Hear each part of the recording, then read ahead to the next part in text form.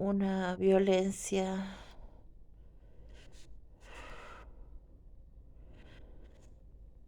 que fue muy dura para mí, pero tengo que decirles algo en relación a esa violencia.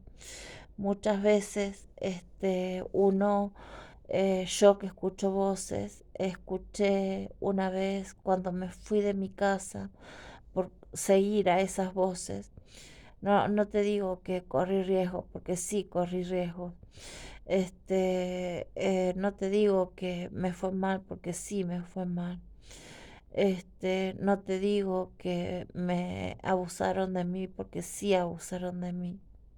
Entonces, ante todas esas cosas malas que me pasaban cuando seguía las voces, una voz, yo estaba en el balcón en la casa de mi hermana Sol en Córdoba, y en el balcón, tomando una sopa y hablando con un fantasma que, bueno, me seguía desde hace mucho ese fantasma. Digo fantasma como para decir alguien que está vivo, ¿no? No un fantasma muerto. No era un muerto, era un fantasma que no había sentido. Era alguien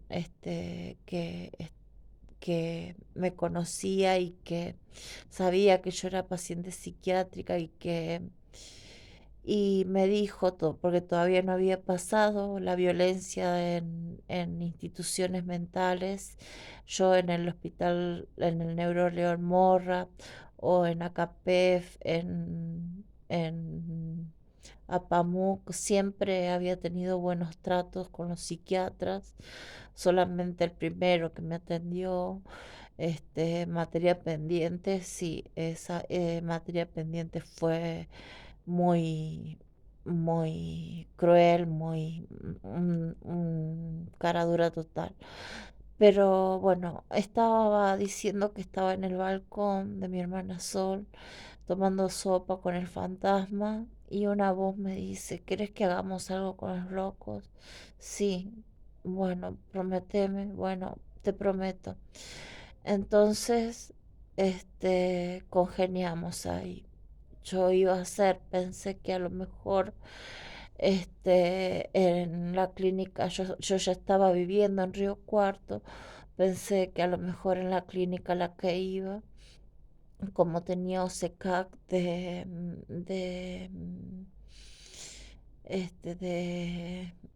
OSECAC tenía de obra social, pensé que a lo mejor, bueno, iríamos a bailar con los locos o con las personas con padecimiento psiquiátrico o al cine o a algún campamento, pensé en eso. Pero no, lo que me tocaría sería muy diferente, me tocaría perder la brújula al ir caminando, como ya les dije, y bueno, ir a la clínica y, y bueno, que me internen. Me internaron, decidieron internarme. Pero también una vez, esa fue la segunda internación. Una vez en la primera internación, que fueron las dos con violencia, el mismo tipo de violencia, las contenciones mecánicas, te atan, con correas en los tobillos, te pasan un cinturón por el medio y te tienen atada de las manos también. Y vos no haces nada porque no haces daño a nadie, pero ellos consideran que es por protocolo interno invisible, invisibilizado, porque no salen las leyes de salud mental que hay que hacer daño al paciente porque es peligroso para sí o para otros. Creo que no estudiaron psiquiatría al pedo y que saben distinguir cuándo una persona es violenta y cuándo no lo es. Al menos creo que esa diferencia saben hacerla, ¿no? Pero de todos modos, bueno, en esa situación yo supe que estaba ahí por un motivo, supe que era como una misión que yo tenía y bueno, y empecé a hacer el cómic Super Loki Magnano. Este, Magnano era esa persona que yo no conocía y con la que me comunicaba telepáticamente. Entonces, los psicólogos no creían en la telepatía, me decían que eso no podía ser. En cambio, los escuchadores de voces, ellos tienen una postura de que los pacientes, cada uno de nosotros, tenemos mm, una interpretación de lo que de lo que de lo que sentimos o escuchamos. Entonces, desde ese punto de vista es más importante lo que el paciente siente que lo que el psicólogo te va a decir y analizar acerca de lo que vos sentís. Porque vos lo estás sintiendo, no el psicólogo. Vos sos la que está viviendo tu vida, no el psicólogo. El psicólogo o el psicoanalista te va a decir, es el ello. Es el ello lo que a vos te pasa. Uy, no sabes lo lejos que puede ser, que puede llegar el ello. Pero claro, en la telepatía y en lo que a mí me pasaba o lo que yo pensaba o lo que me hacían las voces, me decían, o los diálogos que yo tenía, porque no siempre fueron malos, muchas veces fueron buenos, fueron constructivos. Bueno, Torres, un psiquiatra que me atendió en Polo Italiano y también acá en Río Cuarto, que falleció, él me decía, bueno, yo tengo un paciente que escribe sobre las voces que escucha, pero como terapia está bien porque él puede hacer catarsis a través de las letras, ¿no es cierto? Arte terapia, la escritura como terapia o como quieran llamarle, pero después como expresión literaria que tenga una validez o que sea algo bello para leer o un cuento o algo así que pueda transmitirse y que pueda llegar a otros de una manera, digamos, de una manera que sea este mm, eh, bella, hermosa a los oídos, que sea literariamente compleja o simple, pero con mucha profundidad. Bueno, eran dos caminos que no se ponían en uno, ¿no? Entonces por eso yo siempre traté de separar lo que a veces se me juntaban, porque uno es como que vive en dos dimensiones, ¿no? Uno es la realidad y otro es lo que escucha, que está en otro plano, porque yo no puedo decir que las voces que me hablan están en este plano, que yo escucho voces que están en esta realidad, porque en este momento lo único que escucho es el perrito del vecino que está ladrando, pero no escucho ninguna voz porque estoy hablando con ustedes. Pero cuando yo apagué el teléfono, lo apago a la noche porque, bueno, siempre hay alguna llamada, perdida o alguien que a lo mejor no quiero interrumpir mi sueño, yo lo apago al teléfono. Y después a veces me da ganas de mandar mensajes porque las voces me acosan mucho, entonces si me dan esa que no lo puedo controlar y empiezo a mandar mensajes a a aquel, a cualquier hora, bueno, es porque las voces me acorralan y me interpelan, pero de una manera cruel, inhumana, y bueno, entonces digo, serán espíritus que están acá, que no han despegado, pienso, en los registros akáshicos, y digo, no, no es eso, porque Eh, yo hablé una vez con una mujer telepáticamente y ella me dijo que era Isabel Montesano, que había sido violada, que estaba en un lugar al que yo había llegado este, solamente con el GPS de mi mente y se llamaba Montesano. Entonces, yo sabía que ahí en ese lugar había pasado algo y el apellido era Montesano. Averigüé en la cumbrecita, bueno, había un Montesano que era agente inmobiliario en Córdoba y bueno, y tenía esa propiedad en el campo por donde yo atravesé todas las sierras, un montón de tiempo me llevó y solamente con un agua rumipal que se calentó y que después volvió a cargar la botella en los arroyitos por los que pasaba. Y bueno, cuando llegué después a mi casa, empecé a sentir la voz de Isabel Montesano y ella me contaba que había sido abusada y que estaba internada en la clínica Philip Pinel, en la cual yo también había estado internada, y que no le estaba pasando bien. Entonces ella me pedía que, que denunciara lo que le estaba pasando a ella. Entonces yo me tomé el tiempo, me decía lo que le había pasado y yo llevé esa carta a la policía porque pensé que estaba pasando algo grave. Y bueno, entonces puse la fecha, lo que decía la carta y después puse abajo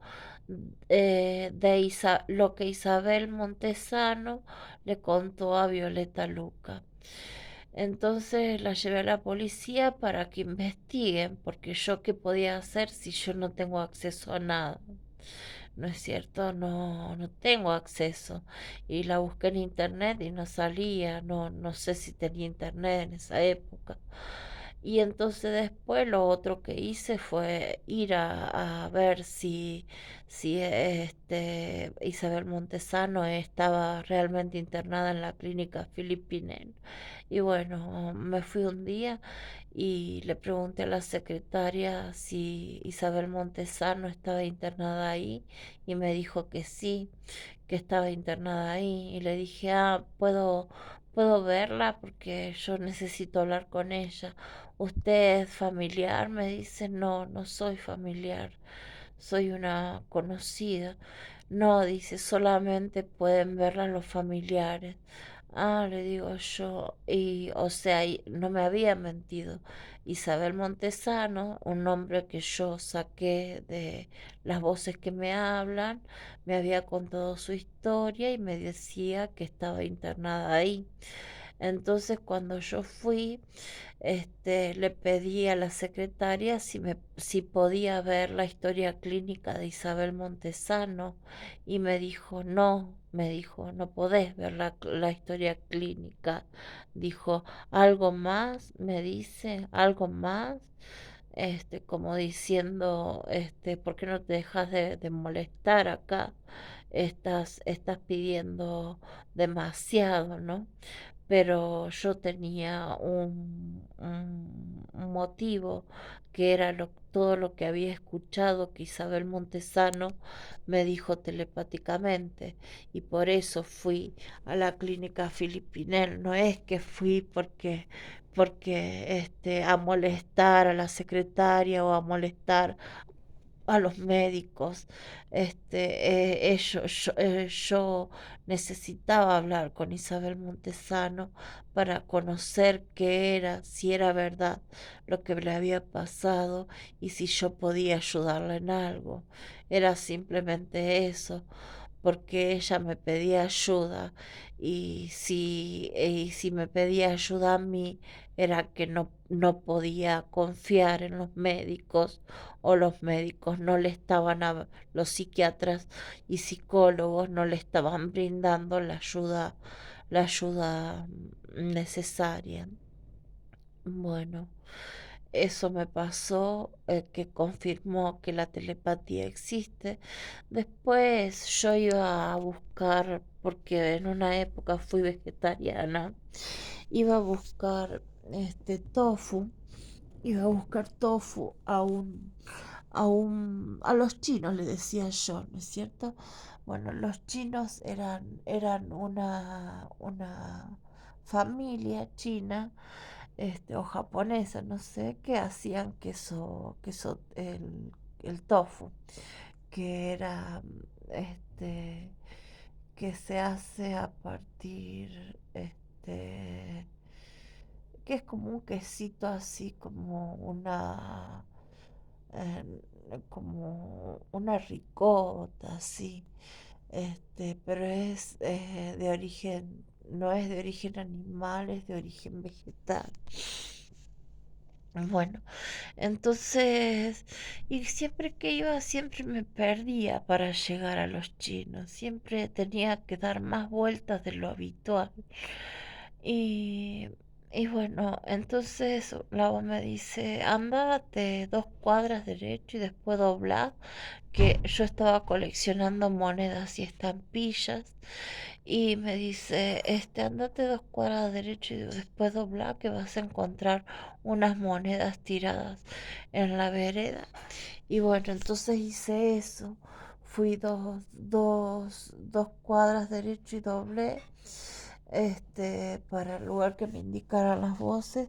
Y bueno, encontré monedas antiguas que estaban tiradas en la vereda y me las traje a mi casa. Después yo di muchas cosas a los chicos con los que hacía los tallercitos.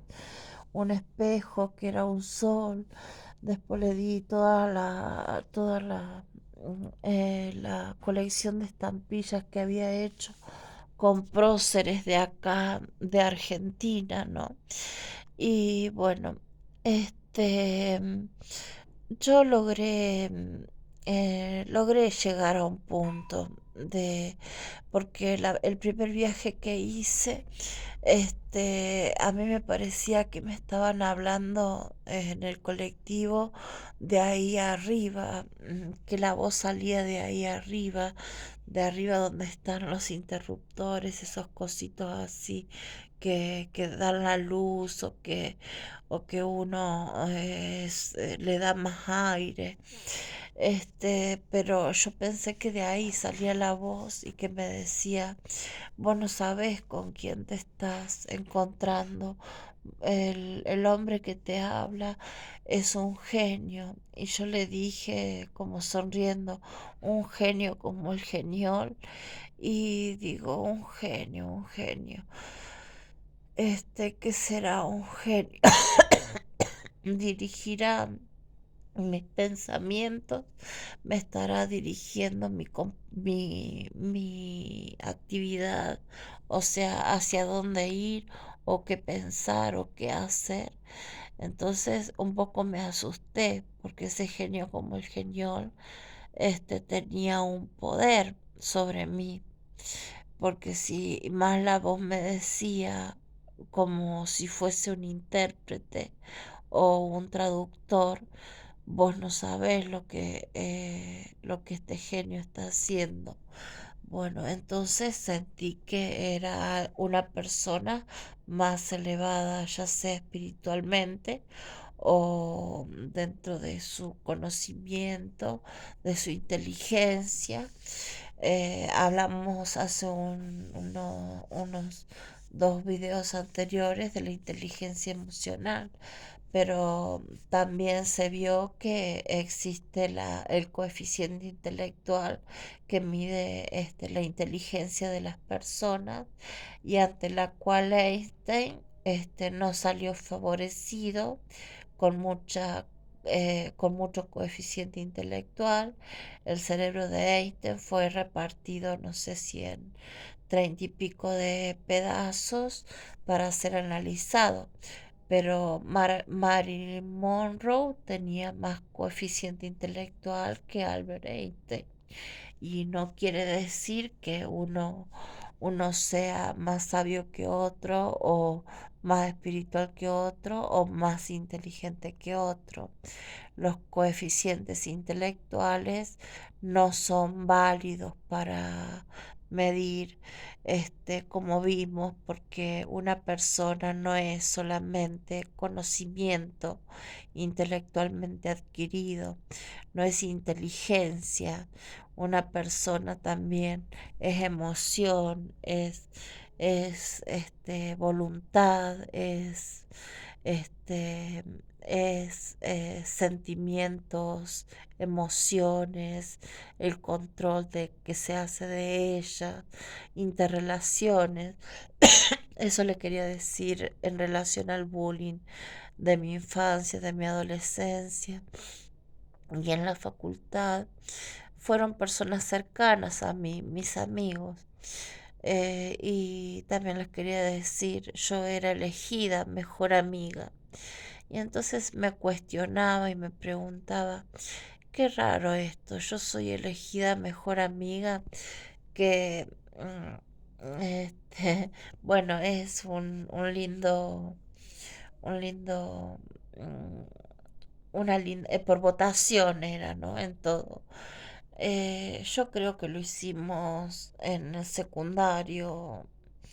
En el primario debemos haber hecho el amigo invisible y en el secundario la votación al mejor amigo o amiga. Y bueno, mi mejor amiga y yo siempre íbamos a la par en todo. Ella es Vanessa Audicio, mi mejor amiga en ese momento, desde el jardín de infante hasta eh, quinto año. Después fuimos a vivirnos juntas a Córdoba y ella empezó periodismo y después medicina porque no le gustó la carrera de periodismo. Y yo empecé trabajo social y a mí sí me gustó la carrera desde el principio y fue mi vocación siempre. Uno tiene una determinada manera de ser. Yo había investigado mucho antes, había hecho cursos de orientación vocacional y había hablado con una chica que estudiaba, que era del pueblo, que estudiaba también trabajo social y que me dijo cómo era la carrera, las materias, todo lo que se hacía en las prácticas. Y bueno, entonces Olga, Olguita se llamaba Olga, este, Olga Quaglia. Y bueno, entonces, por eso decidí estudiar, pero no me quiero porque por ahí me voy por las ramas. Entonces todo esto, yo sé que los psicólogos tienen un modo de interpretar la realidad a través de Freud, del psicoanálisis, por ejemplo, o de Carl Gustav Jung, que también es psicoanalista, pero que se hizo independiente y estudió los arquetipos, las sombras, en las sombras en el inconsciente, sacar a la luz determinados sentimientos como el odio, el rencor, la envidia, los celos, todo eso que tenemos todas las personas, porque no te creas que vos no las tenés y que yo sí las tengo porque soy loca y mala. No se sabe el origen de la maldad. El origen de la maldad puede estar desde la infancia temprana, desde el modo en que se relacionan los padres, si los padres son violentos, si son desapegados amorosamente, si no tenés un buen buenos pares de amigos. Bueno, nosotros en la primaria jugábamos al pisotón, al elástico, hacíamos mucha gimnasia, juegos en educación física, jugábamos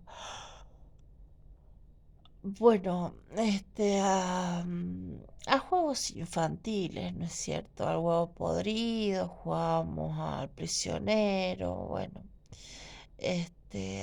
a correr carreras, bueno, a saltar en las gomas, en las cubiertas de los autos, no sé, había también una libertad, ¿no es cierto?, en el ejercicio al aire libre, que no era todo este conocimiento adquirido a través de las materias, ¿no?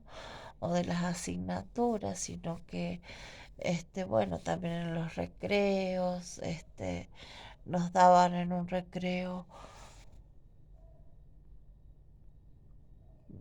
mm, la copa de leche, o sea, café con leche con una factura, eran sacramentos o margaritas. Y bueno, así fue transcurriendo toda mi infancia. Yo de mi infancia empecé a tener sueños que los empecé a escribir muchísimo antes que surgieran las bitácoras de los sueños o las bitácoras, ¿no? Bueno, yo ya escribía los sueños desde mi primera infancia y mis sueños, mis propios sueños. Y también veía lucecitas, cuando cerraba los ojos veía lucecitas. Y cuando los abría me parecía que también.